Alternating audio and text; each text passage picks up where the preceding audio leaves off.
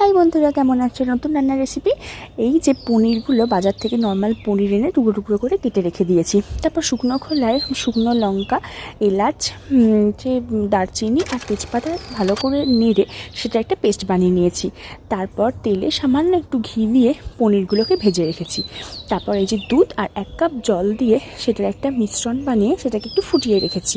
তারপর এই ভাজা পনিরগুলো তার মধ্যে দিয়ে দিতে হবে।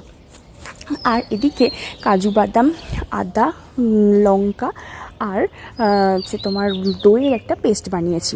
সেই পেস্টটা এই যে তেলটা একটু গরম হলে পনির ভাজার তেলে দিয়েছি। তারপর আদা গুঁড়ো আর জিরে গুঁড়ো দিয়ে ভালো করে নাড়তে নাড়তে যখন তেলটা ছেড়ে দেবে, তখন ওই শুকনো মশলার যে পেস্টটা বানিয়েছিলাম সেটা দিয়ে পনিরগুলো তার মধ্যে দিয়ে দিতে হবে। তারপর একটু ধনেপাতা দিয়ে খানিকক্ষণ ঢাকা দিয়ে রেখে দিন। ব্যাস, সুন্দর তৈরি আমাদের পনিরের রেসিপি। যদি ভিডিওটা ভালো লাগে অবশ্যই লাইক করে দেবেন। Thank you.